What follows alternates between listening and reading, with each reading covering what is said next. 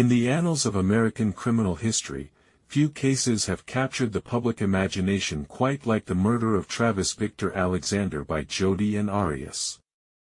This is not merely a story of a crime, but a complex tale of modern relationships, social media, religious faith, sexual obsession, and the deadly intersection of love and violence in 21st century America. The story begins not with the murder itself, but with the convergence of two very different lives that would ultimately end in tragedy. It is a case that would challenge our understanding of domestic violence, reveal the dark side of digital age relationships, and demonstrate how appearances can be devastatingly deceiving. Jodi Arias was born on July 9, 1980, in Salinas, California, into what appeared to be a typical middle-class American family. Her parents, William Angelo Arias and Sandra Lynn Allen, raised Jodi and her three siblings in a household that, on the surface, seemed stable and nurturing. However, beneath this veneer of normalcy lay the seeds of the psychological complexities that would later manifest in the most violent ways. From an early age, Jodi displayed characteristics that would prove significant in understanding her later actions. She was described by those who knew her as intelligent, articulate, and possessing an almost chameleon-like ability to adapt her personality to different situations and people. This adaptability, while seemingly positive, would later reveal itself as a more troubling pattern of manipulation and deception. As a teenager, Jodi struggled with the typical challenges of adolescence, but those close to her began to notice concerning behaviors.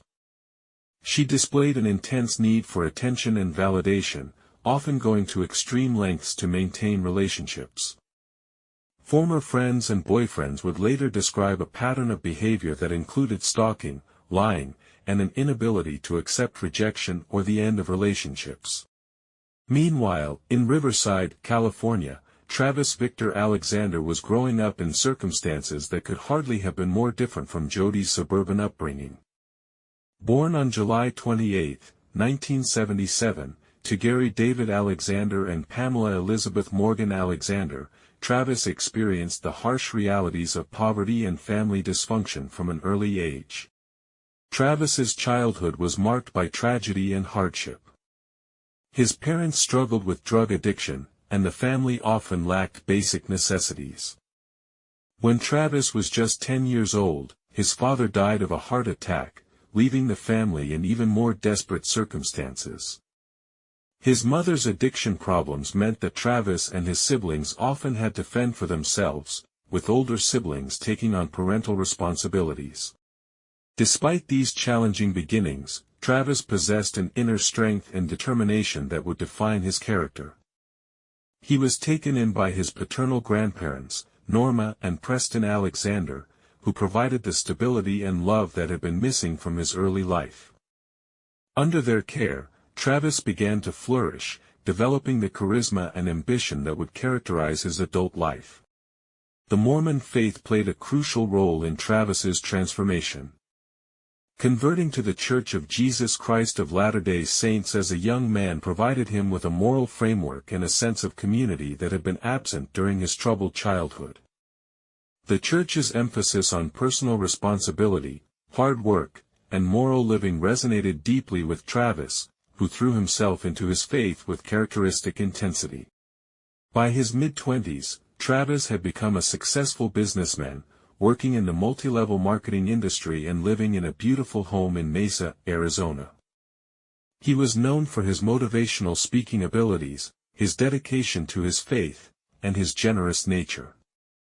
To those who knew him, Travis represented the American dream personified, a man who had overcome tremendous adversity to build a successful life. Yet beneath Travis's success and apparent happiness lay complexities that would prove fatal. Despite his strong Mormon faith and its emphasis on sexual purity before marriage, Travis struggled with desires and behaviors that conflicted with his religious beliefs. This internal conflict would create vulnerabilities that would ultimately be exploited with deadly consequences. The paths of Jodi Arias and Travis Alexander first crossed in September 2006 at a prepaid legal services conference in Las Vegas, Nevada. The setting was significant, a business conference filled with ambitious individuals seeking financial success and personal advancement. Both Jodi and Travis were there as representatives of the company, but their motivations and circumstances were vastly different. Travis, by this time a successful salesman and motivational speaker, was at the conference as a top performer and mentor to newer members of the organization. His charisma and success had made him a popular figure within the company, and he was known for his ability to inspire and motivate others. He approached these conferences with the same intensity he brought to all aspects of his life, seeing them as opportunities to advance his career and help others achieve their goals. Jodi, on the other hand, was struggling to establish herself within the organization. She had recently moved from California to Arizona, leaving behind a series of failed relationships and job opportunities. The multi-level marketing business represented a chance for financial independence and personal reinvention, something that appealed to Jodi's desire to constantly recreate herself. The initial meeting between Travis and Jodi seemed innocuous enough. Fellow conference attendees would later describe seeing them talking during breaks and social events, but nothing about their interaction appeared unusual or concerning.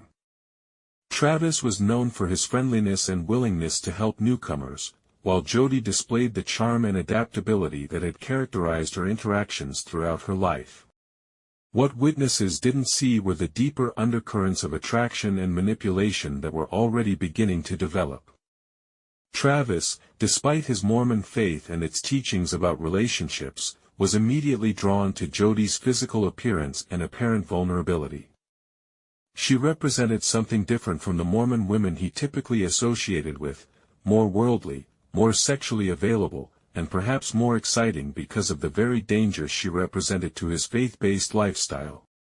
For Jodi, Travis represented everything she had been seeking: success, stability, charisma, and most importantly, acceptance within a community.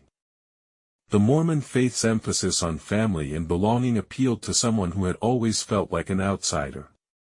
More than that, Travis's success and popularity made him a prize worth pursuing, feeding into Jodi's need for validation and status. Their initial conversations revealed the extent to which they were willing to present false versions of themselves to maintain the other's interest. Travis, despite his commitment to his faith, found himself drawn into increasingly intimate conversations that conflicted with his religious beliefs. Jodi, sensing his internal conflict, positioned herself as someone who could understand and accept his struggles while also representing the kind of excitement and passion that was missing from his life. Within days of their first meeting, they had exchanged contact information and begun what would quickly escalate into an intense and ultimately destructive relationship. The distance between Arizona and California seemed to make their connection more intense rather than less so, with hours-long phone conversations and constant text messaging becoming the foundation of their courtship. Travis's friends in Mesa began to notice changes in his behavior almost immediately. The man who had previously been open about his dating life and relationship struggles became secretive and evasive when asked about his personal life. He began making frequent trips to California, often with vague explanations about business or family matters.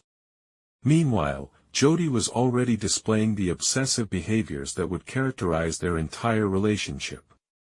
She researched every aspect of Travis's life, learning about his business, his friends, his family, and most importantly, his faith. With characteristic adaptability, she began the process of converting to Mormonism, not out of genuine spiritual conviction, but as a means of becoming more attractive and acceptable to Travis. The early stages of their relationship were marked by an intensity that both thrilled and concerned those around them. Travis, perhaps for the first time in his life, felt he had found someone who truly understood both his ambitions and his struggles.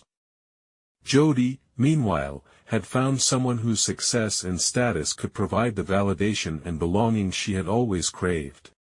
But even in these early days, warning signs were apparent to those who knew how to look for them. Jodi's conversion to Mormonism seemed superficial and calculated rather than genuine. Her interest in Travis's business and personal life went beyond normal curiosity into territory that made some of his friends uncomfortable. Most concerning of all, she displayed an almost pathological need to know where Travis was and what he was doing at all times. The foundation of their relationship was built on mutual deception and conflicting needs that could never truly be reconciled. Travis wanted to maintain his image as a faithful Mormon while indulging in behaviors that conflicted with his beliefs. Jodi wanted to possess and control someone whose very nature made such control impossible. These fundamental incompatibilities would ultimately lead to tragedy, but in the early days of their relationship, both chose to ignore the warning signs in favor of the immediate gratification their connection provided. By early 2007, what had begun as an intense but manageable long-distance relationship had evolved into something far more complex and dangerous. Jodi's obsession with Travis was becoming increasingly apparent to those around them, while Travis found himself caught between his religious convictions and his growing physical and emotional dependence on their relationship. The transformation of Jodi's life to accommodate her relationship with Travis was both rapid and complete. Within months of meeting him, she had not only begun the process of converting to Mormonism but had also made the dramatic decision to relocate from California to Mesa, Arizona. This move, which she presented as motivated by business opportunities and spiritual growth, was in reality driven by her need to be closer to Travis and to monitor his activities more closely.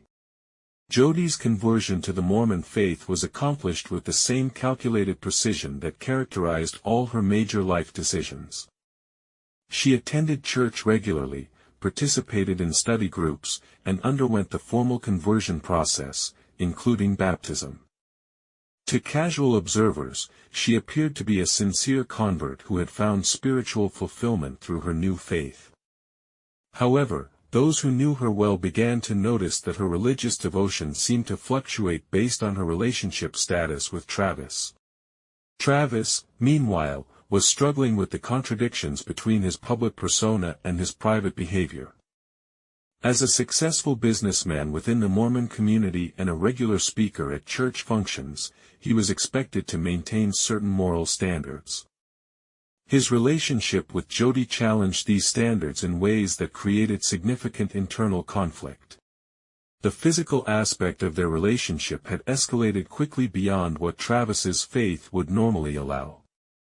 Despite Mormon teachings about sexual purity before marriage, Travis and Jodi were engaging in increasingly intimate behavior. This created a cycle of guilt and rationalization for Travis, who would often express remorse for their physical relationship while being unable or unwilling to end it. Jodi, sensing Travis's internal conflict, used it to her advantage in ways that demonstrated her manipulative nature.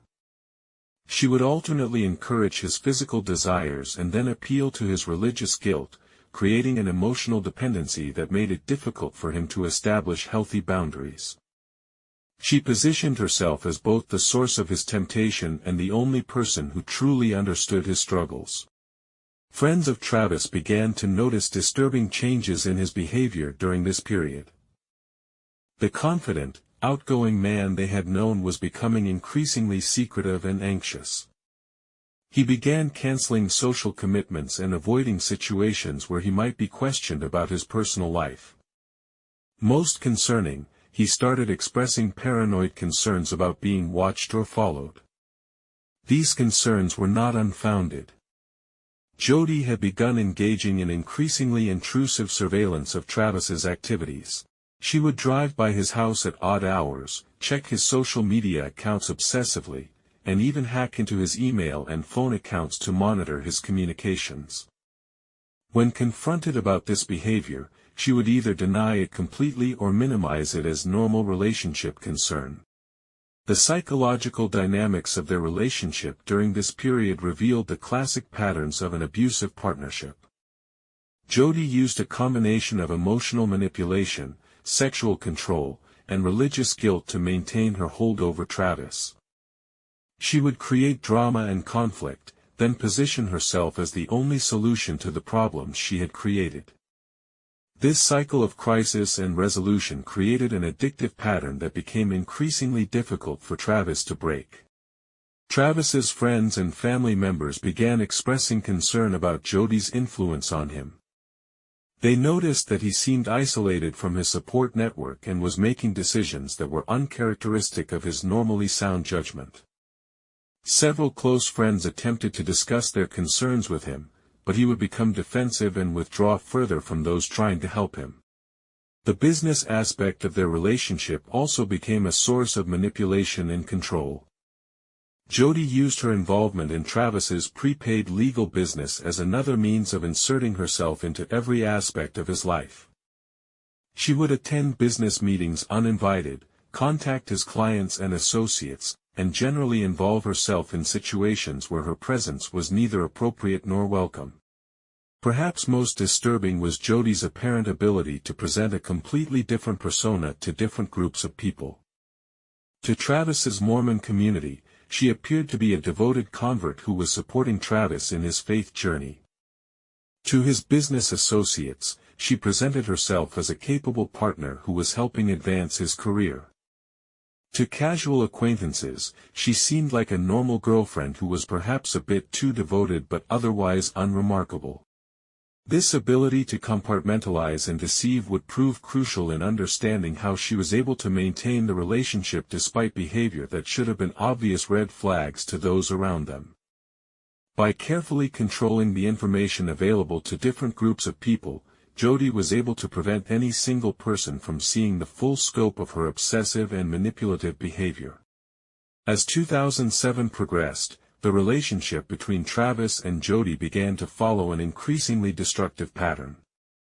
Periods of intense passion and connection would be followed by dramatic arguments and temporary separations, only to be followed by emotional reconciliations that seemed to make their bond even stronger. Each cycle left Travis more isolated from his support network and more dependent on Jodi for emotional stability. The warning signs were mounting, but both Travis and Jodi seemed trapped in a dynamic that neither could escape. Travis's religious guilt and sexual dependency made it difficult for him to end the relationship definitively, while Jodi's obsessive nature made it impossible for her to accept any outcome other than complete possession of Travis. The stage was being set for a tragedy that would shock everyone who thought they knew them. The year 2008 marked the beginning of the end for the turbulent relationship between Travis Alexander and Jodi Arias. What had been a destructive but contained situation began to spiral out of control as external pressures and internal contradictions finally overwhelmed their ability to maintain even the pretense of a healthy relationship. The first major crisis came when Travis's friends and family members finally succeeded in making him understand the extent of Jodi's surveillance and stalking behavior. The evidence they presented was overwhelming: unauthorized access to his email accounts, following him to social events where she wasn't invited, and even slashing his tires when she suspected him of seeing other women.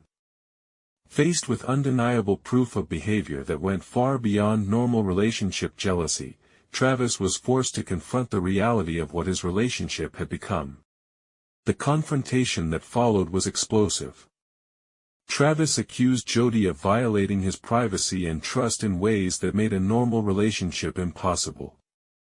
Jodi initially denied the accusations, then minimized them, and finally broke down in tears, claiming that her behavior was motivated by love and fear of losing him. The emotional manipulation that had worked so effectively in the past was beginning to lose its power as Travis finally began to see the pattern of control and deception that had characterized their entire relationship. Despite his growing awareness of the unhealthy dynamics in their relationship, Travis found it surprisingly difficult to break free completely. The combination of physical attraction, emotional dependency, and religious guilt had created bonds that were not easily severed. Jodi, sensing his internal conflict, alternated between desperate attempts at reconciliation and threats of self-harm if he abandoned her. The pattern that emerged during this period was one of repeated breakups followed by reconciliations, each more dramatic and emotionally exhausting than the last. Travis would assert his need for independence and attempt to establish boundaries, only to find himself drawn back into the relationship by Jodi's emotional appeals and promises to change. Each cycle left him more isolated from friends and family members who had grown tired of watching him return to a relationship they could see was destroying him.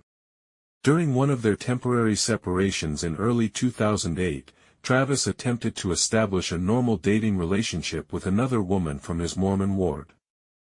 Lisa Andrews was everything that Jodi was not: stable, genuinely religious, and emotionally healthy. The contrast between the two women was stark, and for a brief period, it seemed that Travis might finally be able to break free from the destructive patterns that had dominated his personal life. However, Jodi's response to Travis's attempt to move on was swift and violent. She began stalking both Travis and Lisa, following them on dates and even breaking into Travis's house while they were inside. The harassment escalated to the point where Lisa, frightened for her safety, ended her relationship with Travis and advised him to seek help in dealing with Jodi's obsessive behavior. The failure of his relationship with Lisa was a devastating blow to Travis's hopes for a normal future. He realized that Jodi's obsession with him was not something that would simply fade with time, but rather something that would continue to interfere with any attempt he made to establish healthy relationships with other women. This realization led to a period of deep depression and self-recrimination as he struggled to understand how he had allowed his life to become so controlled by someone else. Meanwhile, Jodi's behavior was becoming increasingly erratic and dangerous. The careful facade she had maintained for over a year was beginning to crack under the pressure of Travis's attempts to establish independence.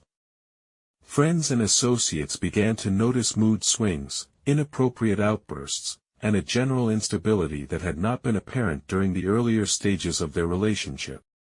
The business relationship between Travis and Jodi also became a source of significant conflict during this period. Jodi's involvement in his prepaid legal business had given her access to client information and business contacts that she was now using as leverage in their personal relationship. She threatened to sabotage his professional relationships if he continued to try to end their personal involvement, demonstrating a willingness to destroy his career as a means of maintaining control. Financial issues also began to surface as another method of control. Jodi had systematically inserted herself into Travis's financial affairs, gaining access to bank accounts and credit cards that she was using without permission. When Travis discovered the unauthorized charges and attempted to regain control of his finances, Jodi responded with accusations and threats that revealed the extent of her desperation to maintain her hold over him. The psychological toll of the relationship was becoming increasingly apparent to those who knew Travis well. The confident, successful businessman who had been a mentor and inspiration to others was becoming anxious, paranoid, and isolated. He began expressing fears about Jodi's potential for violence, though he seemed unable or unwilling to take definitive action to protect himself. During this period, Travis also began keeping more detailed records of Jodi's behavior, perhaps sensing that he might eventually need evidence of her stalking and harassment. He saved threatening text messages, documented instances of unauthorized access to his accounts, and began confiding in friends about the extent of Jodi's control over his life. These records would later prove crucial in understanding the dynamics of their relationship and the events leading up to his death. As spring turned to summer in 2008, the relationship between Travis and Jodi had devolved into something that bore little resemblance to the passionate romance it had once appeared to be. What remained was a twisted dynamic of mutual dependency, manipulation, and increasing desperation that would ultimately culminate in tragedy. The final act of their destructive relationship was about to begin, and neither of them seemed capable of preventing the inevitable conclusion. May 2008 brought a deceptive calm to the turbulent relationship between Travis Alexander and Jodi Arias. To outside observers, it appeared that they had finally managed to establish some sort of stable arrangement that allowed them to maintain a connection while avoiding the dramatic conflicts that had characterized their recent interactions. However, beneath this surface tranquility, darker currents were building toward a catastrophic conclusion. Travis had seemingly reached a decision about his future that did not include Jodi as a central figure. He was actively pursuing other romantic relationships and had begun discussing his plans for marriage and family with friends and family members. These conversations notably did not include any mention of Jodi, suggesting that he had finally accepted the impossibility of building a healthy future with her. The most significant development during this period was Travis's growing relationship with Mimi Hall, a Mormon woman who represented everything he hoped for in a life partner. Mimi was intelligent, attractive, genuinely devout in her faith, and emotionally stable. Travis had asked her to accompany him to a company trip to Cancun in June 2008, and their relationship appeared to be developing into something serious and meaningful. Jodi was acutely aware of this development, and her response revealed the depth of her obsession and the lengths to which she was prepared to go to prevent Travis from moving on with his life. Her surveillance of his activities intensified to unprecedented levels, with her monitoring his phone calls, email communications, and social media activity around the clock. She seemed to have detailed knowledge of his daily schedule and social commitments, suggesting that she had either installed monitoring software on his devices or was receiving information from an unknown source. The psychological pressure on Travis during this period was enormous. He was trying to build new relationships while simultaneously dealing with constant harassment and surveillance from Jodi. Friends noticed that he seemed increasingly anxious and paranoid, frequently checking his surroundings and expressing concerns about his personal safety. Despite these fears, he seemed unable to take definitive legal action against Jodi, perhaps due to embarrassment about the nature of their past relationship or concern about the potential impact on his reputation within the Mormon community. During late May 2008, Travis made what would prove to be a fatal decision. Despite his attempts to distance himself from Jodi, he agreed to continue their physical relationship on a purely sexual basis. This decision represented a compromise that satisfied neither of their needs but created a dangerous dynamic that would prove impossible to sustain.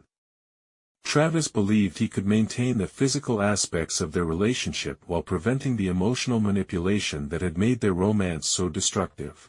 Jodi, meanwhile, saw this arrangement as an opportunity to regain the emotional control she had been losing.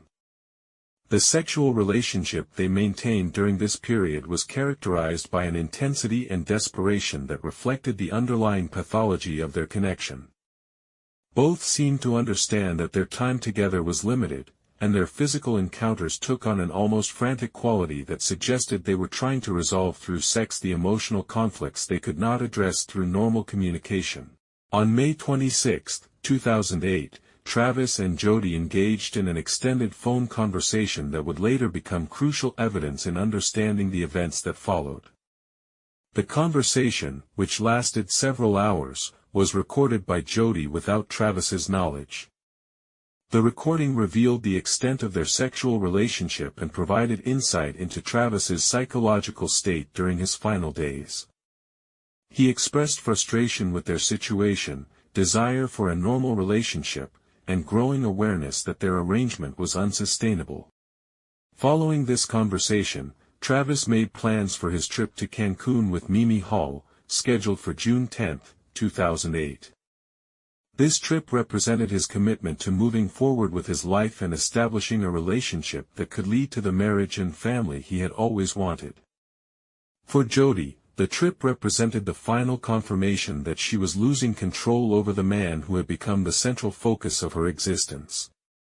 The preparations for the Cancun trip became a source of intense focus for Jodi. She monitored Travis's communications with Mimi, researched the resort where they would be staying, and even made inquiries about flights to Mexico. To those observing her behavior, it became clear that she was planning some sort of intervention to prevent the trip from taking place. During the first week of June 2008, Travis's friends noticed a marked change in his demeanor. He seemed more optimistic about his future than he had in months, discussing his plans with Mimi and expressing hope that he might finally be able to establish the kind of relationship he had always wanted. At the same time, he continued to express concerns about Jodi's potential reaction to his new relationship, suggesting that he understood the danger he might be facing. Travis's final communications with friends and family members revealed a man who was trying to balance hope for the future with realistic concerns about his immediate safety. He had begun taking precautions, varying his routine and being more careful about his personal security. However, these precautions would prove insufficient against someone who had spent over a year studying his habits and gaining access to his personal spaces. The stage was now set for the final act of this tragic relationship. Travis was preparing to embark on a trip that would symbolize his liberation from Jodi's control, while Jodi was planning what would prove to be her final attempt to prevent him from moving on with his life. The collision between his desire for freedom and her obsessive need for control was about to result in a tragedy that would shock everyone who thought they understood the dynamics of their relationship. On June 3, 2008, Jodi began the journey that would end with Travis Alexander's death and her own destruction. The careful planning and preparation that had characterized her surveillance and manipulation of Travis would now be focused on a single, deadly purpose that would change multiple lives forever. June 4, 2008, began as what appeared to be an ordinary day in Mesa, Arizona. The desert sun rose over the suburban neighborhood where Travis Alexander lived, casting long shadows across the manicured lawns and palm trees that characterized the area. Nothing in the peaceful morning scene suggested that this day would end with one of the most brutal and sensational murders in recent American criminal history. Travis's house at 11428 East Queensboro Avenue was a symbol of his success and the new life he had built since his troubled childhood. The two-story home featured modern amenities and comfortable furnishings that reflected his taste for quality and his hope for the future. On this particular morning, the house was quiet, with Travis likely unaware that his ex-girlfriend Jodi Arias was already en route from California, having begun her journey the previous day. Jodi's trip from her hometown of Yreka, California, to Mesa, Arizona, was planned with the meticulous attention to detail that had characterized all her surveillance and stalking activities.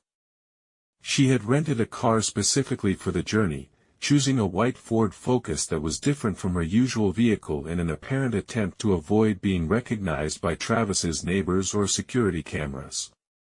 The rental records would later show that she had specifically requested a car in a neutral color, claiming she wanted to avoid drawing attention during her travels.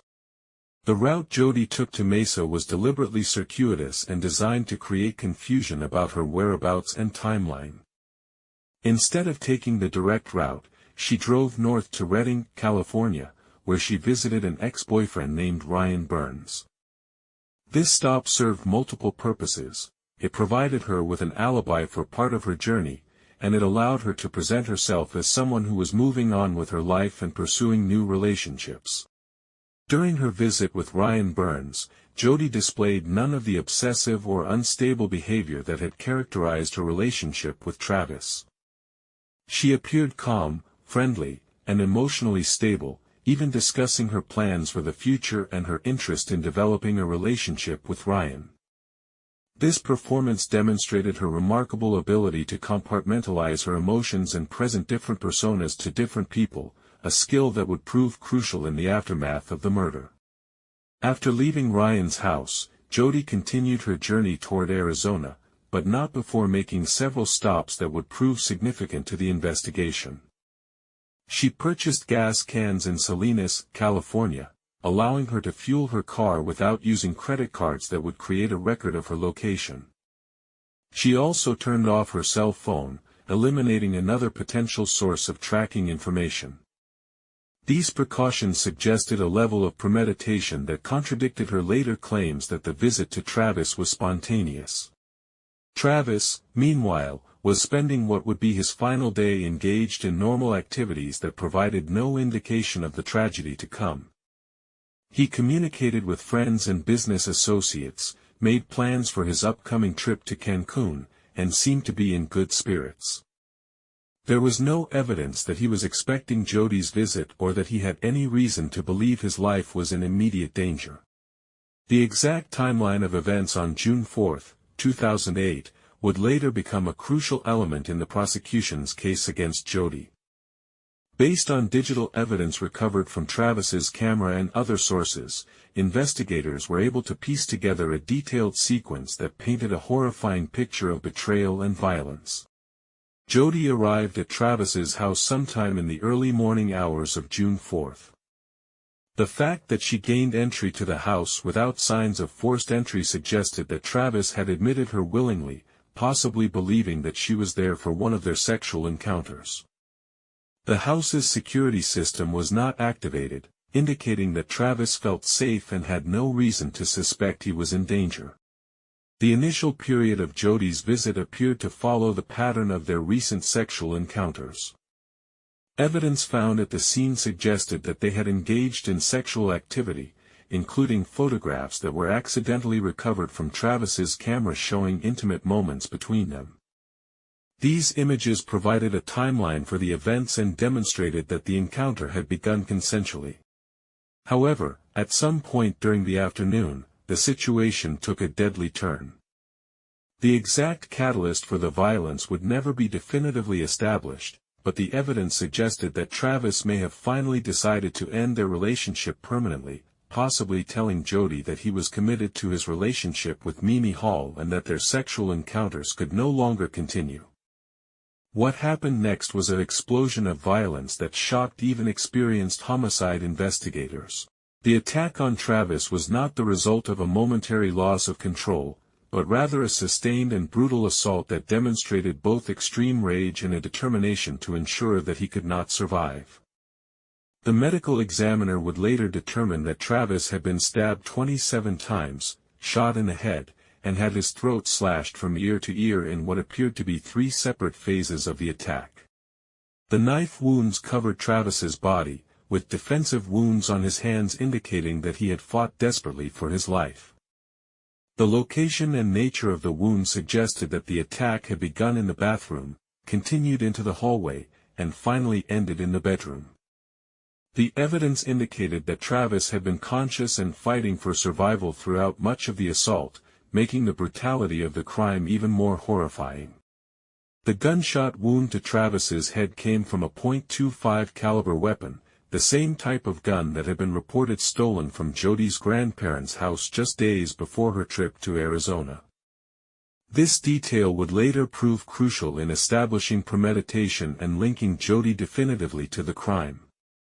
The theft of the gun from her grandparents' house, initially reported as a burglary, was revealed to be a deliberate act designed to provide her with an untraceable weapon. The final act of violence was the slashing of Travis's throat, which was so severe that it nearly decapitated him. This wound would have been immediately fatal and suggested that Jodi was determined to ensure that Travis could not survive to identify his attacker. The medical examiner noted that this injury required significant force and indicated a level of determination that went beyond what might be expected in a crime of passion. After the murder, Jodi attempted to clean up the crime scene, running the washing machine to dispose of bloody clothing and bedding and attempting to remove evidence of her presence in the house. However, her efforts were largely unsuccessful, and the house was left in a condition that clearly indicated a violent struggle had taken place. Perhaps most significantly, Jodi apparently overlooked Travis's digital camera, which had been damaged during the struggle and contained photographs that would prove crucial to the investigation.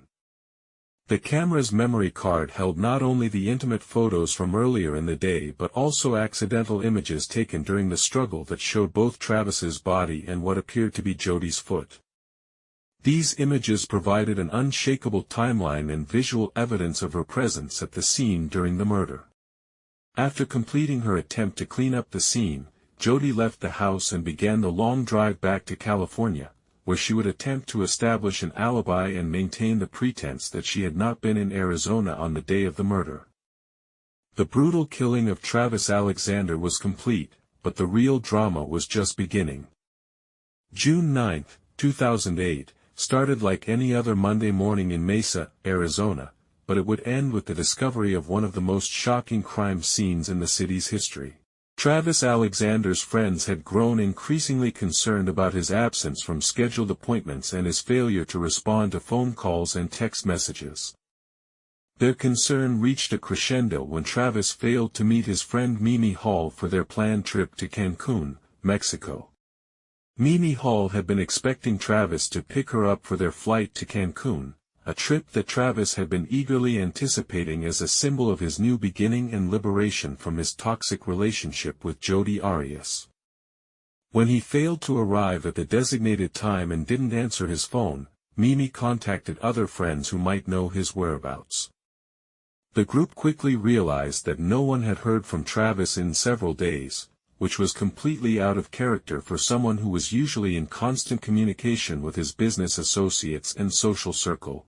The friends who gathered at Travis's house that evening included Mimi Hall, Zachary Billings, and several other members of their Mormon ward who had become increasingly concerned about Travis's welfare. They found his house secured, with no signs of forced entry from the outside, but Travis's car was in the driveway, suggesting that he was home. The presence of his car, combined with his failure to answer the door or respond to phone calls, created a sense of urgency that prompted them to seek help from local law enforcement. When their initial attempts to contact Travis proved fruitless, the friends made the decision to enter the house through an unlocked door, hoping to find him ill or injured but alive. What they discovered instead was a scene of violence and horror that would haunt them for the rest of their lives. The house showed clear signs of a violent struggle, with blood evidence throughout multiple rooms and obvious indications that something terrible had occurred.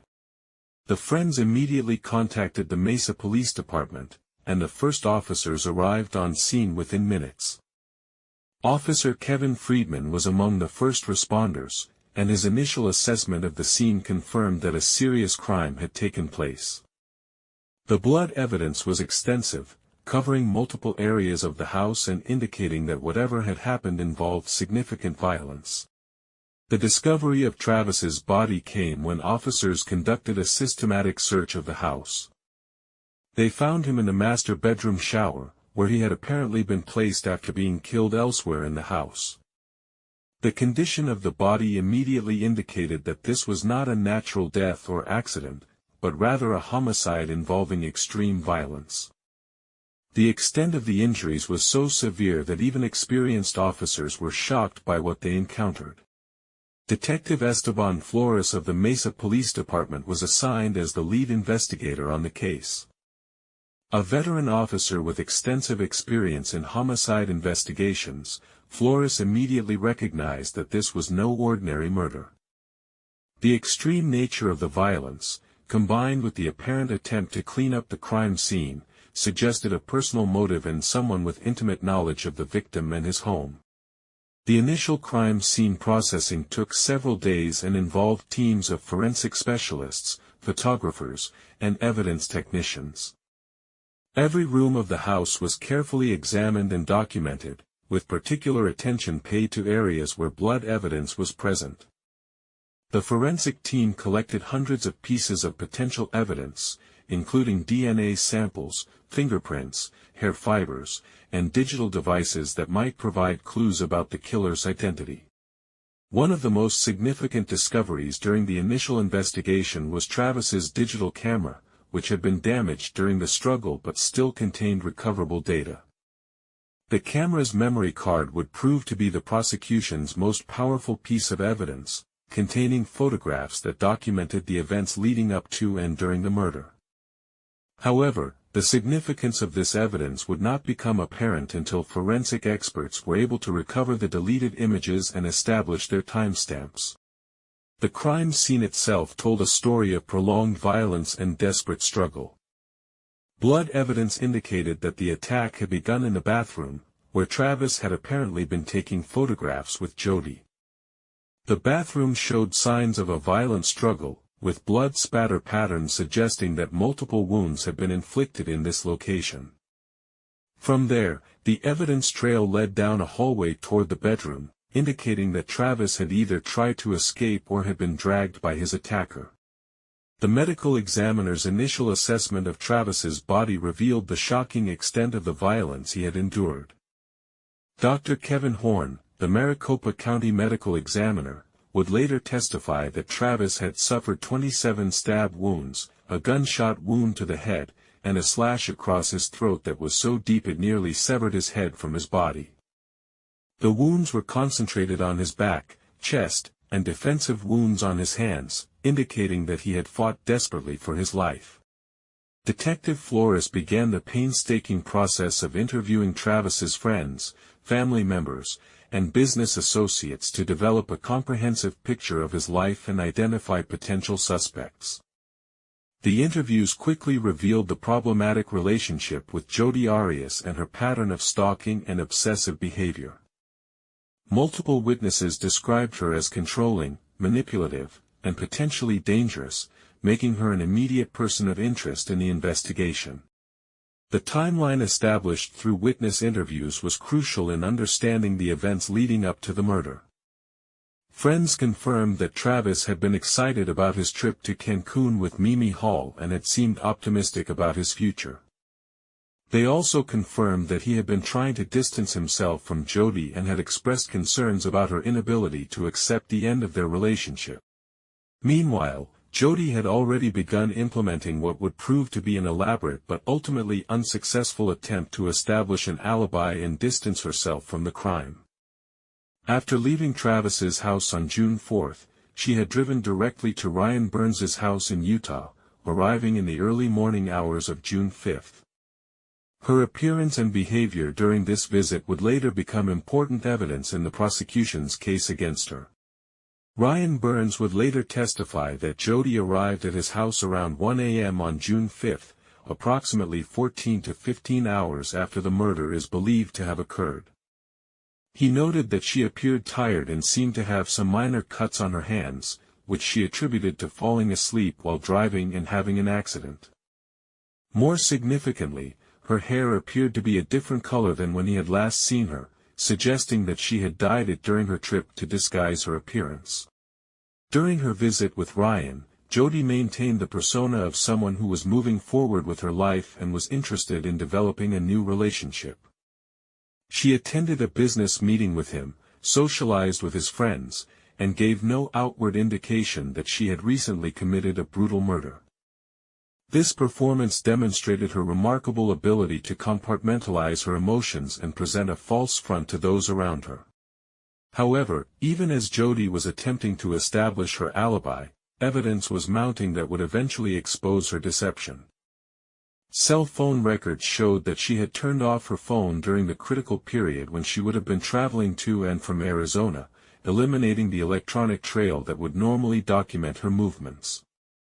This behavior was highly unusual for someone who typically kept her phone on constantly and was in frequent contact with others.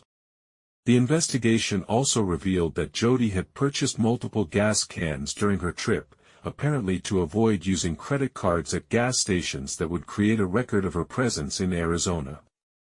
This level of planning suggested premeditation and contradicted her later claims that the visit to Travis was spontaneous and that his death was the result of self-defense. As Detective Flores continued his investigation, he became increasingly convinced that Jodi Arias was responsible for Travis Alexander's murder. However, building a prosecutable case would require more than suspicion and circumstantial evidence. The detective needed to establish a clear timeline, gather forensic evidence linking Jodi to the crime scene, and develop a comprehensive understanding of the motive that had driven her to commit such a brutal act. The forensic analysis of the crime scene would take several weeks to complete, but early results were already pointing toward Jodi as the perpetrator. DNA evidence found at the scene included blood that appeared to be from two different people, suggesting that the killer had been injured during the struggle. Hair fibers and other trace evidence would eventually be matched to samples taken from Jodi, providing physical proof of her presence at the scene during the time of the murder. Perhaps most significantly, the recovery and analysis of the photographs from Travis's camera would provide an unshakable timeline that placed Jodi at the scene during the murder. The accidentally taken photographs during the struggle showed not only Travis's body but also what appeared to be Jodi's foot and clothing, creating visual evidence that would prove impossible for her to explain away. As the investigation progressed, Detective Flores began to understand that he was dealing with someone who had carefully planned the murder and had attempted to cover her tracks with sophisticated methods. However, Jodi's planning had not been perfect, and she had left behind a trail of evidence that would ultimately lead to her conviction. The challenge now was to build a case strong enough to ensure that justice would be served for Travis Alexander's brutal murder. On July 15, 2008, more than a month after Travis Alexander's brutal murder, Jodi Arias was arrested at her grandparents' house in Yreka, California. The arrest came after weeks of intensive investigation by Mesa Police Detective Esteban Flores and his team, who had methodically built a case that placed Jodi at the scene of the crime despite her elaborate attempts to establish an alibi. The arrest itself was relatively uneventful, with Jodi showing little emotion or surprise when officers informed her that she was being charged with first-degree murder in connection with Travis's death. This lack of reaction was notable to the arresting officers, who expected someone being accused of such a serious crime to display more shock or distress. Instead, Jodi appeared calm and composed, almost as if she had been expecting this moment. From the very beginning of her interaction with law enforcement, Jodi demonstrated the same manipulative and deceptive behavior that had characterized her relationship with Travis. When Detective Flores first interviewed her following her arrest, she immediately began what would become a series of increasingly elaborate lies designed to distance herself from the crime and present herself as an innocent victim of circumstance. In her initial interview, Jodi claimed that she had not been in Arizona at the time of Travis's death and had not seen him since April 2008. She presented a detailed account of her activities during the first week of June, claiming that she had been working and spending time with friends in California. This story was meticulously crafted and included specific details about conversations, meetings, and activities that she claimed could be verified by witnesses. However, Detective Flores was already aware of evidence that contradicted Jodi's initial claims. The forensic analysis of Travis's camera had revealed photographs with timestamps that placed Jodi at his house on June 4, the day of his murder. The recovered images included not only intimate photographs of the two of them together but also accidental photos taken during the struggle that showed Jodi's presence at the scene during the violent attack. When confronted with this photographic evidence, Jodi's demeanor remained remarkably calm and controlled. Rather than breaking down or admitting her deception, she simply pivoted to a new story that acknowledged her presence in Arizona while maintaining her innocence in Travis's death. This ability to adapt her lies in real time demonstrated a level of psychological sophistication that impressed even experienced interrogators. Jodi's second version of events acknowledged that she had visited Travis on June 4, but claimed that she had left his house alive and well. According to this new story, they had engaged in sexual activity and taken photographs, but she had departed peacefully in the afternoon, leaving Travis alive. She claimed to have no knowledge of what had happened to him after her departure and suggested that he must have been killed by unknown intruders sometime after she left. This new story was as carefully constructed as her first lie, with specific details about their sexual encounter and the photographs they had taken together. Jodi described their activities in graphic detail, apparently believing that providing intimate information would make her story more credible. She also claimed that Travis had been expecting other visitors that day, suggesting that one of these unknown individuals might have been responsible for his death.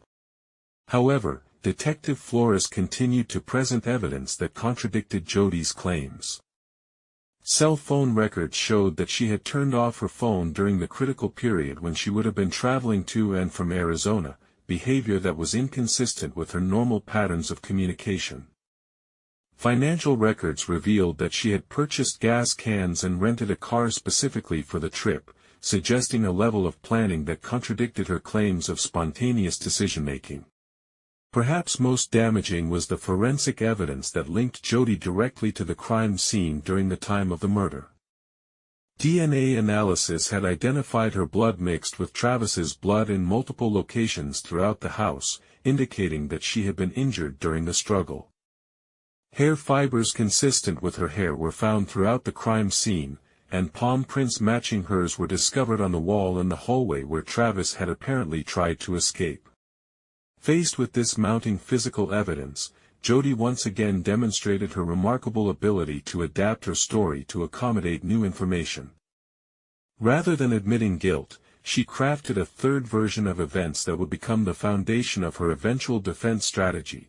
She claimed that she had killed Travis in self-defense after he had attacked her in a violent rage. According to this new story, Jodi and Travis had been taking photographs in his bathroom when he suddenly became enraged over her dropping his camera. She claimed that he had attacked her physically, threatening to kill her, and that she had been forced to defend herself. The violence that followed, according to her account, was the result of a life-or-death struggle in which she had fought desperately to survive. This self-defense narrative represented a significant shift in Jodi's strategy. Rather than denying her involvement in Travis's death, she was now acknowledging that she had killed him while claiming legal justification for her actions. This approach allowed her to explain away the physical evidence while positioning herself as a victim rather than a perpetrator. The details of Jodi's self-defense story were as elaborate as her previous lies, with specific descriptions of Travis's alleged attack and her desperate struggle to escape. She claimed that he had body-slammed her to the ground, choked her, and threatened to kill her, forcing her to fight back with whatever weapons she could find. The knife wounds, gunshot, and throat slashing were all described as necessary actions taken in the heat of a life-or-death struggle. However, Detective Flores and the forensic experts who had examined the crime scene found numerous problems with Jodi's self-defense claims. The pattern of wounds on Travis's body was inconsistent with someone who was attacking another person. Instead, the defensive wounds on his hands and the nature of the injury suggested that he had been the victim of a sustained and brutal attack by someone else.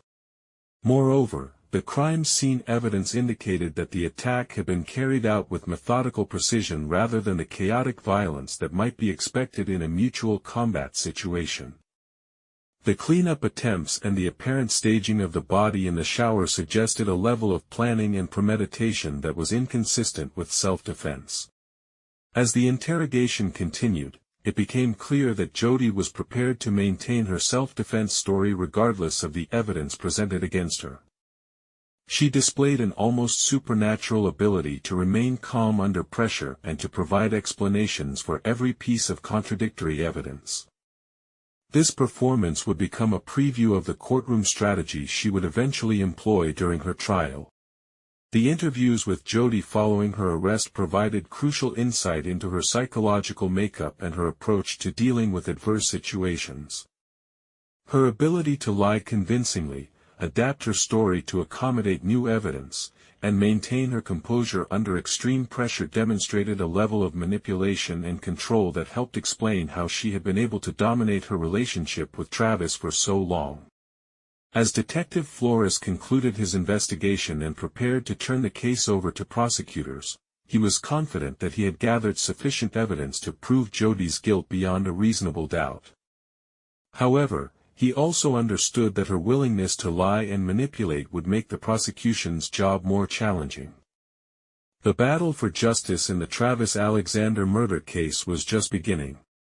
The case of State of Arizona versus Jodi Arias officially began on September 11, 2008, when Jodi was indicted by a Maricopa County grand jury for the first-degree murder of Travis Alexander. The indictment marked the beginning of what would become one of the most closely watched and controversial criminal trials in recent American history, a legal battle that would span nearly 5 years and captivate audiences around the world. Maricopa County Attorney Andrew Thomas made the decision to seek the death penalty against Jodi, citing the especially cruel and heinous nature of Travis's murder.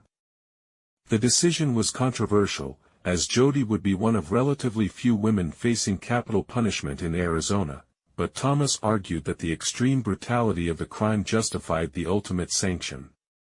The 27 stab wounds, gunshot to the head, and near decapitation convinced prosecutors that this was precisely the type of case for which the death penalty was designed. The prosecution team was led by Juan Martinez, a veteran prosecutor known for his aggressive courtroom style and his success in obtaining convictions in difficult cases. Martinez had built a reputation as someone who was willing to take on challenging prosecutions and who had a particular talent for dismantling defense strategies built on deception and manipulation. His appointment to the Arias case signaled the state's intention to pursue the matter with maximum vigor. Martinez was joined by Detective Esteban Flores and a team of forensic experts who had worked on the case from the beginning.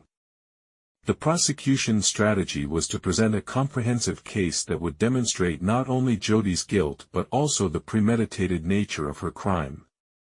They planned to use the physical evidence, digital evidence from Travis's camera, and Jodi's own statements to build an unshakable case for first-degree murder. The defense team, led by court-appointed attorney Kirk Nurmi, faced the daunting challenge of defending a client who had already admitted to killing the victim.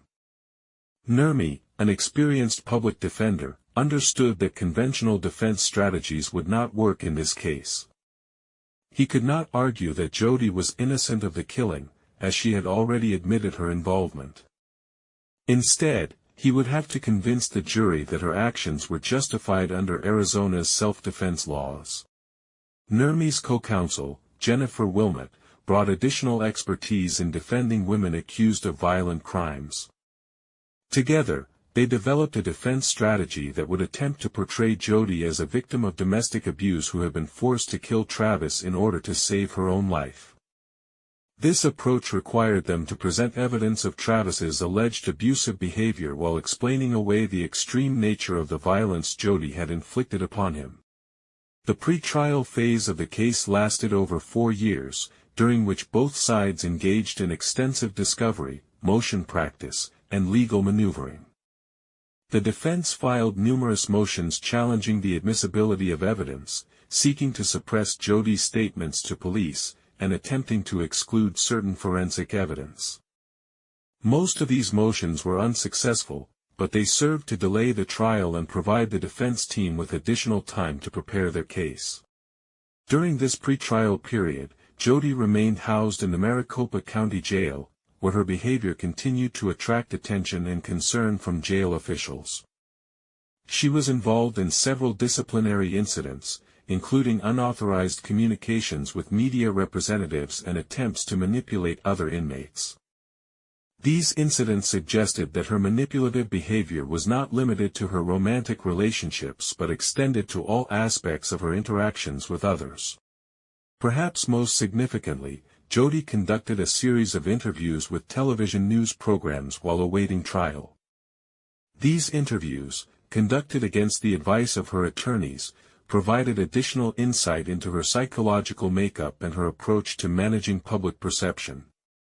In the interviews, she maintained her innocence and portrayed herself as a victim of circumstance who had been forced to defend herself against an abusive partner. The interviews also revealed Jodi's remarkable ability to present herself as sympathetic and believable, even while telling stories that were contradicted by physical evidence. Her calm demeanor and apparent sincerity were persuasive to many viewers, demonstrating the same manipulative skills that had allowed her to control Travis for so long. However, these interviews also provided prosecutors with additional evidence of her willingness to lie and manipulate public opinion. As jury selection began in December 2012, both sides understood that they were participating in more than just a criminal trial. The case had attracted national media attention, with major networks providing extensive coverage of the proceedings. The combination of sex, violence, religion, and an attractive female defendant had created a media sensation that would only intensify as the trial progressed. The jury selection process took several weeks, as potential jurors were carefully questioned about their knowledge of the case and their ability to remain impartial despite the extensive media coverage. The final jury consisted of 8 men and 4 women, ranging in age from their 20s to their 70s. The diverse composition of the jury meant that both sides would need to present arguments that would resonate with people of different backgrounds and perspectives.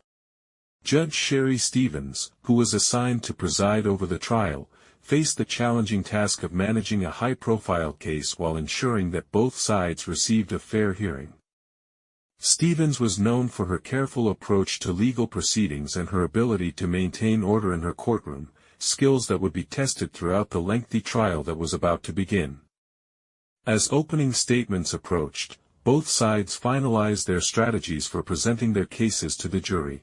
The prosecution was confident in their physical evidence and their ability to demonstrate premeditation, while the defense was prepared to argue that Jodi had been the victim of an abusive relationship that had ultimately forced her to kill in self-defense.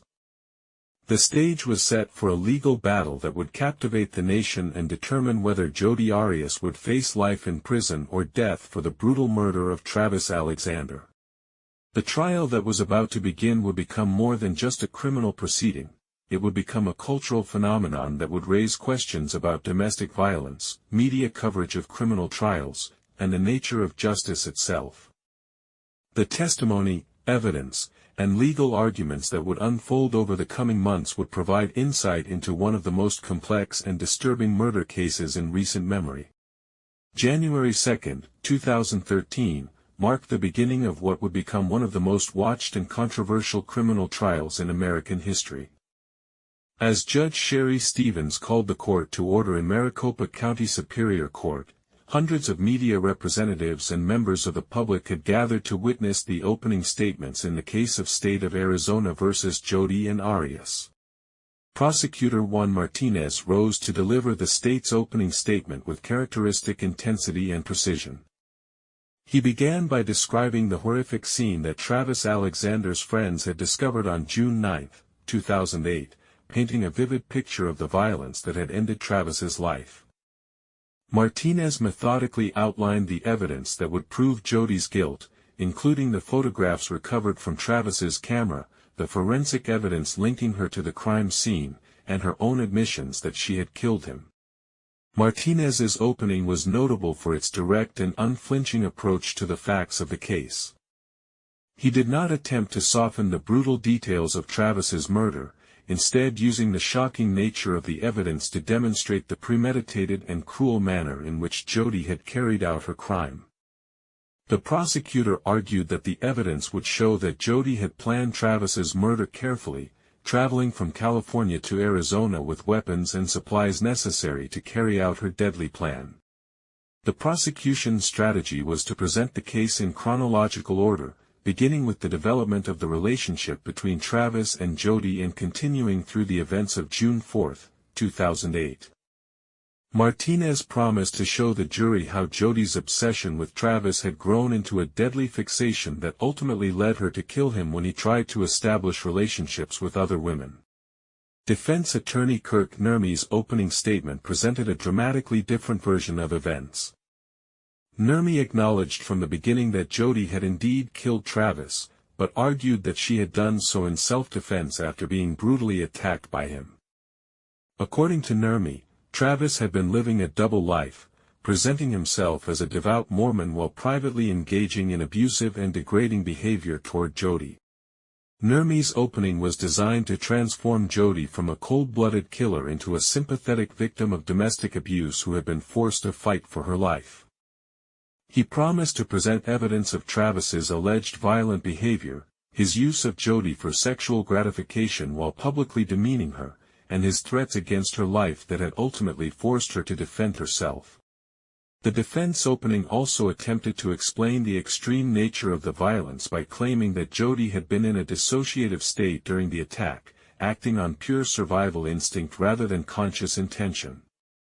This argument was designed to address the prosecution's strongest evidence, the multiple stab wounds, gunshot, and throat slashing, by suggesting that they were the result of a panicked response to a life-threatening situation rather than premeditated murder. The first phase of the trial focused on establishing the relationship between Travis and Jodi, with prosecutors presenting evidence of her stalking behavior and increasing obsession. Witnesses testified about Jodi's intrusive surveillance of Travis's activities, her unauthorized access to his personal accounts, and her apparent inability to accept the end of their romantic relationship.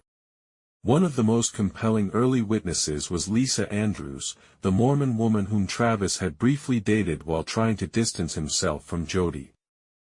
Andrews testified about the harassment she had experienced from Jodi, including being followed on dates and finding Jodi inside Travis's house when she arrived for a visit. This testimony established a pattern of stalking behavior that supported the prosecution's theory of obsessive motivation. The presentation of forensic evidence provided some of the trial's most dramatic moments. The medical examiner, Dr. Kevin Horn, testified in graphic detail about Travis's injuries, using photographs and diagrams to show the jury the extent of the violence he had endured. Dr. Horn's testimony established that Travis had been conscious and fighting for his life during much of the attack, contradicting defense claims that the violence had been brief and reactionary. The recovery and analysis of photographs from Travis's digital camera provided perhaps the most powerful evidence of the prosecution's case. Computer forensic expert Lonnie Dworkin testified about recovering deleted images that showed intimate moments between Travis and Jodi on the day of his murder, followed by accidental photographs taken during the struggle that showed Travis's body and what appeared to be Jodi's foot and clothing. The timestamp evidence from the photographs was particularly damaging to the defense, as it established a precise timeline that contradicted many of Jodi's claims about the sequence of events. The images showed that the intimate photography session had ended at approximately 5:29 p.m., and that the violent attack had begun almost immediately afterward. This timeline suggested premeditation rather than self-defense, as it indicated that Jodi had used the photography session to position Travis in a vulnerable location before beginning her attack. DNA evidence presented by forensic experts linked Jodi definitively to the crime scene during the time of the murder. Her blood was found mixed with Travis's blood in multiple locations throughout the house, and her hair fibers were recovered from several areas where the struggle had taken place. This physical evidence provided scientific proof of her presence and participation in the violent events, corroborating the photographic evidence and contradicting her initial denials. As the prosecution's case continued, they presented evidence of Jodi's elaborate planning for the trip to Arizona. Witnesses testified about her rental of a car in an unusual color, her purchase of gas cans to avoid creating a credit card trail, and her decision to turn off her cell phone during the critical time period. This evidence supported the prosecution's theory that the murder had been premeditated and that Jodi had taken steps to avoid detection. The prosecution also presented evidence of Jodi's behavior both before and after the murder, including her theft of a gun from her grandparents' house and her attempts to establish an alibi by visiting Ryan Burns in Utah immediately after the killing. Phone records and witness testimony painted a picture of someone who had carefully planned not only the murder itself but also her escape and the creation of false evidence to support her innocence. Perhaps most damaging to Jodi's credibility were recordings of her police interviews, in which she had told multiple contradictory stories about her whereabouts and involvement in Travis's death. The jury heard her initial denials that she had been in Arizona, followed by her admission that she had visited Travis but left him alive, and finally her claims of self-defense.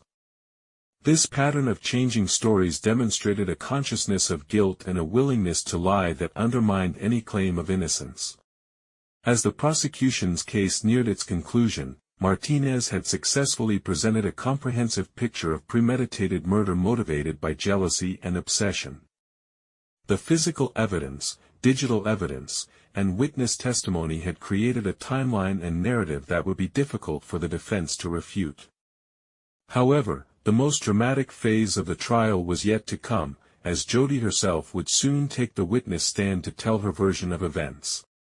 On February 4, 2013, the courtroom was packed beyond capacity as Jodi Arias rose to take the witness stand in her own defense. This moment had been anticipated for weeks, as legal experts and the public wondered whether the defendant would testify and how she would attempt to explain away the overwhelming evidence against her. Her decision to testify represented a significant risk, as it would subject her to cross-examination by prosecutor Juan Martinez, but it also provided her only realistic opportunity to present her version of events directly to the jury. Jodi's direct examination by her attorney Kirk Nurmi lasted for an unprecedented 18 days, during which she provided detailed testimony about her relationship with Travis and the events leading up to his death. Her testimony was notable for its length, specificity, and the calm, controlled manner in which she presented even the most disturbing allegations against Travis. During her direct examination, Jodi painted a picture of Travis as a man who had deceived everyone around him about his true character. According to her testimony, Travis had presented himself as a devout Mormon who was committed to his faith's teachings about sexual purity, while privately engaging in increasingly deviant and abusive sexual behavior. She claimed that he had used their relationship to satisfy his sexual desires while publicly demeaning her and refusing to acknowledge their relationship to his friends and family. Jodi's testimony included graphic details about their sexual relationship, which she claimed had been initiated and dominated by Travis against her wishes and better judgment. She described a pattern of sexual coercion in which Travis would pressure her into activities that made her uncomfortable and would become angry and potentially violent when she resisted. This testimony was designed to establish a foundation for her claim that Travis had been abusive and controlling throughout their relationship. The defense strategy required Jodi to explain not only the sexual aspects of their relationship but also Travis's alleged pattern of emotional and physical abuse. She testified about incidents in which she claimed Travis had become violently angry, throwing her to the ground, choking her, and threatening to kill her. These allegations were crucial to the self-defense claim, as they were intended to establish that Jodi had reasonable fear for her life when she killed Travis. One of the most controversial aspects of Jodi's testimony was her claim that Travis had been sexually aroused by children and had shown her photographs of children in sexual situations. These allegations, which were vehemently denied by Travis's friends and family, were seen by many observers as a desperate attempt to demonize the victim and justify the extreme violence of his murder. The defense offered no corroborating evidence for these shocking claims, and they served primarily to outrage those who had known and loved Travis. When Jodi finally reached the events of June 4, 2008, her testimony became even more detailed and dramatic. She described arriving at Travis's house in the early morning hours and being welcomed by him for what she claimed was an unexpected visit. According to her account, they had spent time talking and eventually engaging in sexual activity, which had included the photography session that was documented by the camera evidence. Jodi's version of the murder itself was the culmination of her self-defense narrative. She claimed that while they were taking photographs in Travis's bathroom, she had accidentally dropped his camera, causing him to fly into a violent rage unlike anything she had previously experienced. According to her testimony, Travis had screamed that she had ruined his camera and had then physically attacked her, slamming her to the ground and threatening to kill her. The details of Jodi's account of the struggle were vivid but problematic. She claimed that Travis had chased her down the hallway, continuing to threaten her life, and that she had grabbed a knife from his kitchen in an attempt to defend herself. The subsequent violence, according to her testimony, had occurred during a life-or-death struggle in which she was fighting desperately to survive Travis's murderous attack. However, Jodi's account of the specific details of the killing was notably vague and confused. She claimed to have little memory of the actual stabbing, describing it as if she had been in a dissociative state during the most violent portions of the attack. This convenient memory loss was clearly intended to explain why her actions had been so extreme while maintaining that they had been necessary for her survival. The gunshot wound to Travis's head presented a particular challenge for Jodi's testimony, as it was difficult to explain how someone who was defending herself would have had access to a firearm during a struggle. Jodi claimed that Travis had told her he kept a gun in his closet and that she had somehow gained access to it during their struggle. However, this explanation was undermined by evidence that the gun used in the murder was the same caliber as one that had been stolen from her grandparents' house just days before her trip to Arizona. Throughout her lengthy direct examination, Jodi displayed the same calm, controlled demeanor that had characterized her interactions with law enforcement.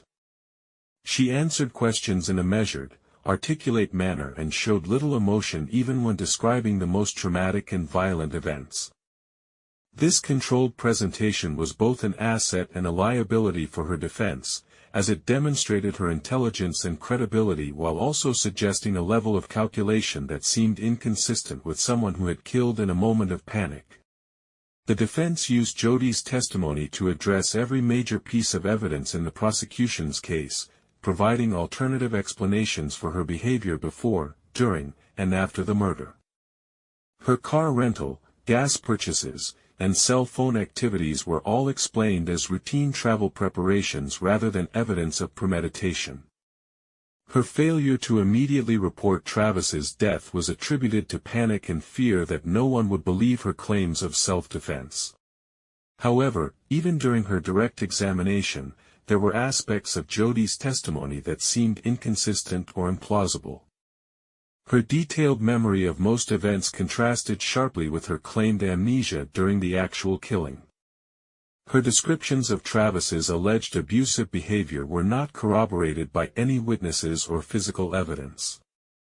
Most significantly, her calm, controlled presentation seemed inconsistent with someone who had experienced the trauma she described. As Jodi's direct examination concluded, legal observers were divided about the impact of her testimony. Some felt that her detailed account and sympathetic presentation might create reasonable doubt in the minds of jurors who were looking for an alternative to the prosecution's narrative. Others believed that her testimony had revealed inconsistencies and implausibilities that would ultimately strengthen the prosecution's case. What everyone agreed upon was that the most crucial phase of her testimony was yet to come.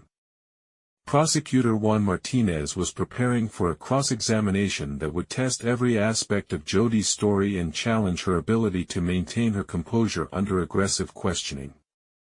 The battle for Jodi Arias's life was about to enter its most intense phase.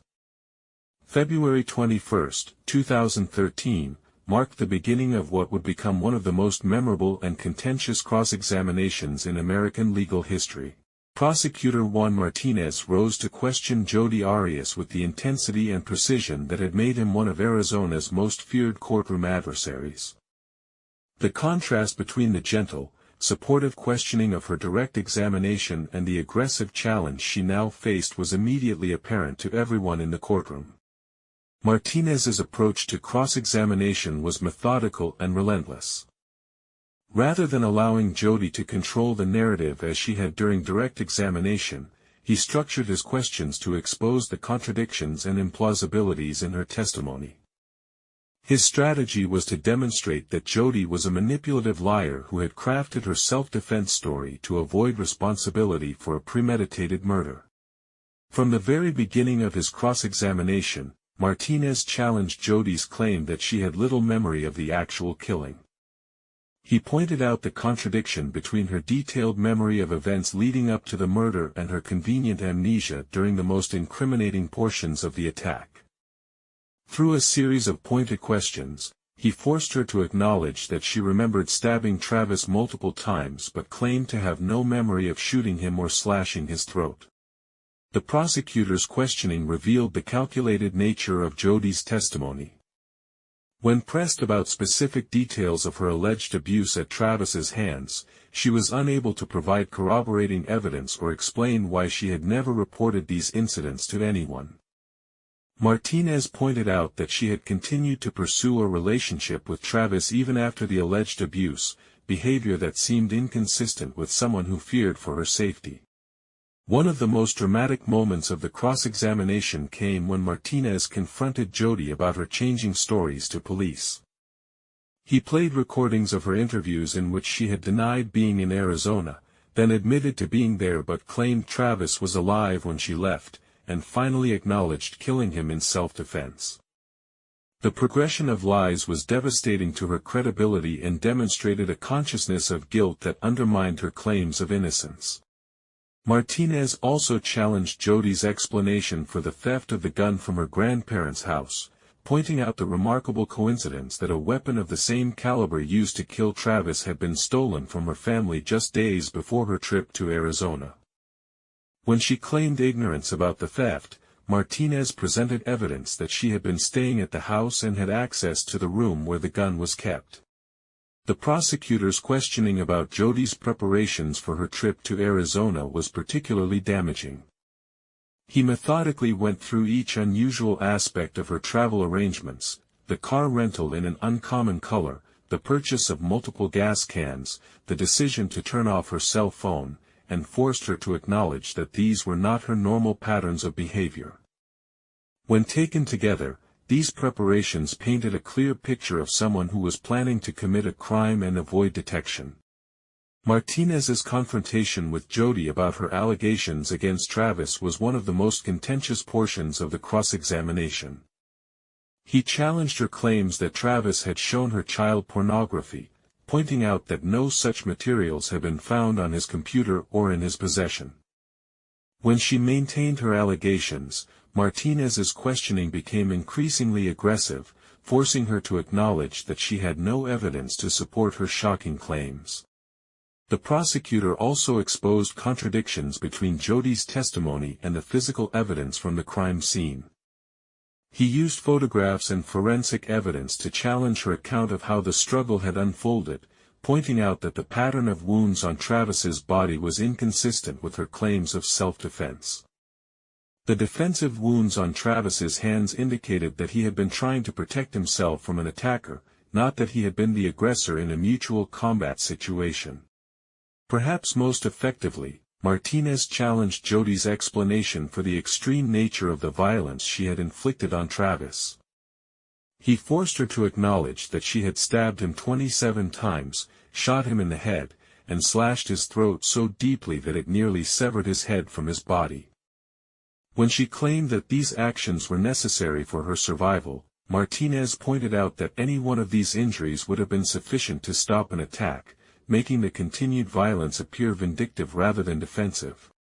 The cross-examination also revealed Jodi's remarkable ability to maintain her composure and continue lying even under intense pressure. Rather than breaking down or admitting her deceptions, she continued to provide explanations for every contradiction Martinez identified. Her responses often included additional lies designed to support her previous statements, creating an increasingly complex web of deception that became more implausible with each exchange. Martinez's questioning style was aggressive and sometimes confrontational, leading to frequent objections from the defense and warnings from Judge Stevens. However, his approach was effective in revealing the calculated nature of Jodi's personality and her willingness to lie about even minor details when it served her purposes.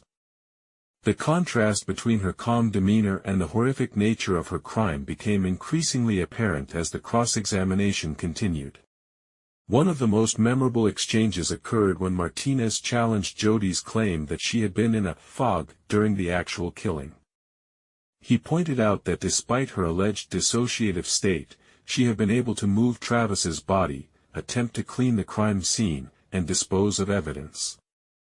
These actions, Martinez argued, demonstrated clear thinking and consciousness of guilt rather than the confused panic she claimed to have experienced. The cross-examination lasted for several days and covered every aspect of Jodi's relationship with Travis and her actions on June 4, 2008. By the time Martinez finished his questioning, he had systematically dismantled her self-defense narrative and exposed the numerous lies and contradictions in her testimony. The calm, sympathetic figure who had testified during direct examination had been revealed as a manipulative killer who was willing to say anything to avoid responsibility for her crimes. After nearly 5 months of testimony, evidence presentation, and legal arguments, the case of State of Arizona versus Jodi and Arias finally went to the jury on May 3, 2013. The jurors had heard from dozens of witnesses, examined hundreds of pieces of evidence, and listened to Jodi's own testimony for more than 3 weeks. Now they faced the difficult task of determining whether she had committed premeditated murder or had acted in self-defense as she claimed. The jury deliberations lasted 4 days, during which the 12 men and women carefully reviewed the evidence and debated the credibility of the competing narratives presented by the prosecution and defense. The complexity of the case, combined with the extensive media coverage and public interest, created additional pressure on the jurors to reach a just and well-reasoned verdict. On May 8, 2013, the jury announced that they had reached a unanimous verdict.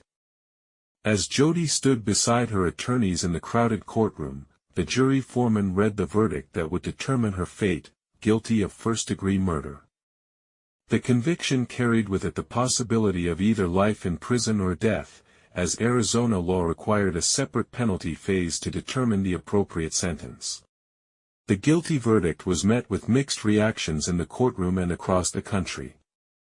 Travis Alexander's family members, who had endured months of listening to graphic testimony about his death and character attacks against his memory, expressed relief that justice had been served. They had maintained throughout the trial that Travis was the victim of a brutal and unprovoked attack, and the jury's verdict validated their position. Jodi herself showed little emotion upon hearing the verdict, maintaining the same controlled demeanor that had characterized her testimony. Her attorneys immediately began preparing for the penalty phase of the trial, during which they would attempt to convince the jury that she should be sentenced to life in prison rather than death. The penalty phase began 2 weeks later, with both sides presenting evidence and arguments about whether Jodi deserved the ultimate punishment. The prosecution argued that the extreme cruelty of Travis's murder, combined with Jodi's lack of remorse and continued attempts to demonize the victim, justified a death sentence. They presented evidence of the suffering Travis had endured during his final moments and the devastating impact his death had had on his family and friends. The defense, meanwhile, attempted to present mitigating factors that might persuade the jury to spare Jodi's life. They called witnesses who testified about her difficult childhood, her lack of prior violent criminal history, and her potential for rehabilitation. However, their efforts were hampered by Jodi's own actions, including interviews she had given to media outlets in which she had said she preferred death to life in prison. On May 15, 2013, the jury announced their decision on the penalty: death. The unanimous verdict meant that Jodi would be sentenced to death by lethal injection, making her one of only 3 women on Arizona's death row. The sentence was the culmination of a legal process that had lasted nearly 5 years and had captivated audiences around the world. However, the case was far from over. Arizona law required an additional hearing before Judge Stevens to formally impose the death sentence, and the defense immediately began preparing appeals that would likely take years to resolve.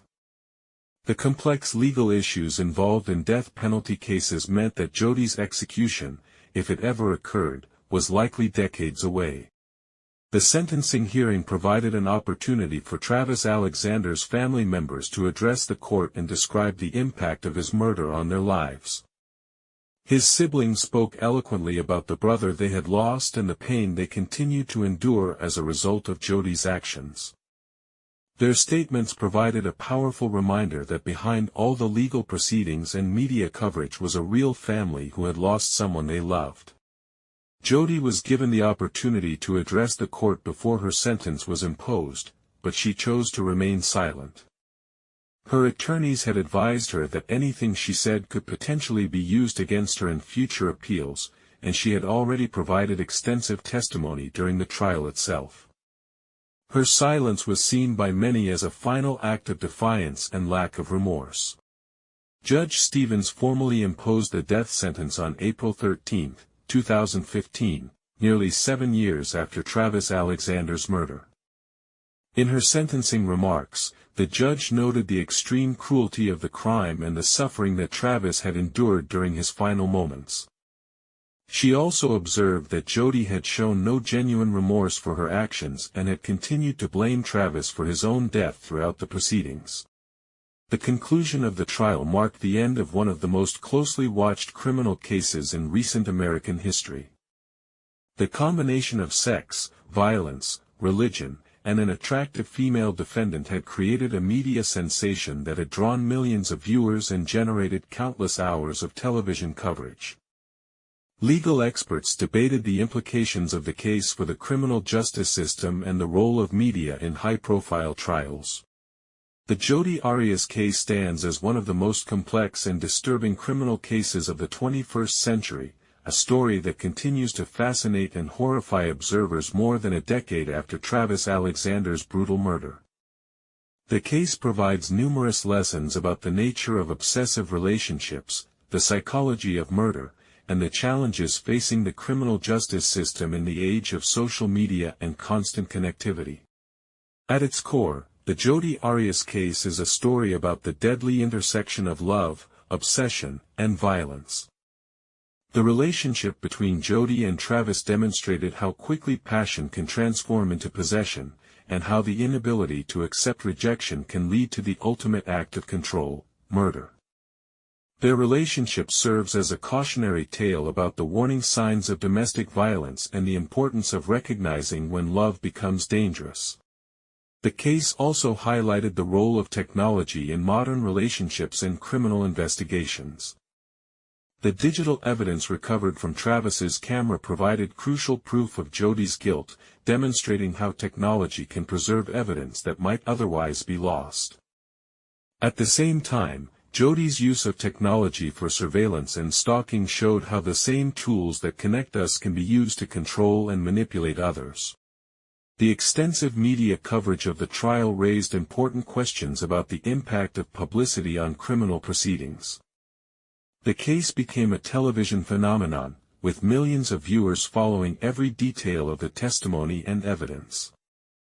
While this coverage served to educate the public about the criminal justice system, it also created pressures and distractions that may have affected the participants' behavior and the outcome of the case. From a legal perspective, the case demonstrated both the strengths and weaknesses of the adversarial system of justice. The prosecution's thorough investigation and presentation of evidence resulted in a conviction that most observers believed was justified by the facts. However, the defense's strategy of attacking the victim's character and making unsupported allegations showed how the system can sometimes be manipulated to serve the interests of the guilty rather than the pursuit of truth. The psychological aspects of the case continue to be studied by experts in criminal behavior and domestic violence. Jodi's ability to maintain multiple personas and manipulate those around her provided insight into the mind of a sociopathic killer. Her calm demeanor during the trial and her continued denials of responsibility demonstrated the challenges that law enforcement and the courts face when dealing with individuals who lack empathy and remorse. Travis Alexander's family has worked to ensure that his memory is honored in positive ways despite the circumstances of his death.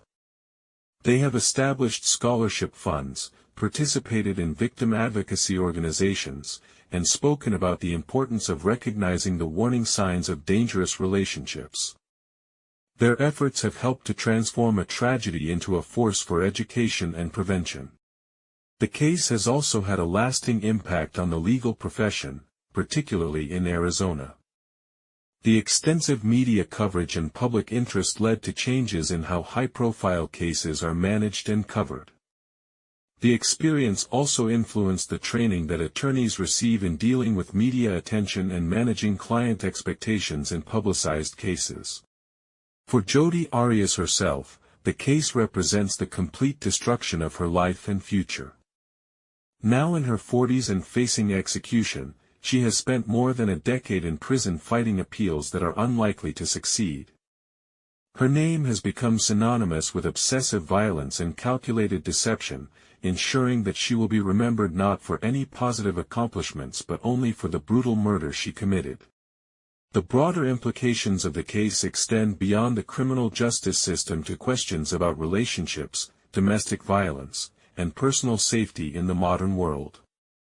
The case serves as a reminder that violence can emerge from relationships that appear normal on the surface, and that the warning signs of dangerous obsession should never be ignored. Educational institutions have used the Jodi Arias case as a teaching tool in criminal justice, psychology, and law programs across the country.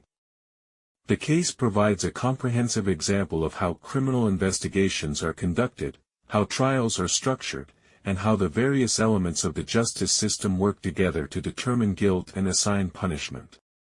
The technological aspects of the case have also influenced the development of digital forensics and evidence recovery techniques.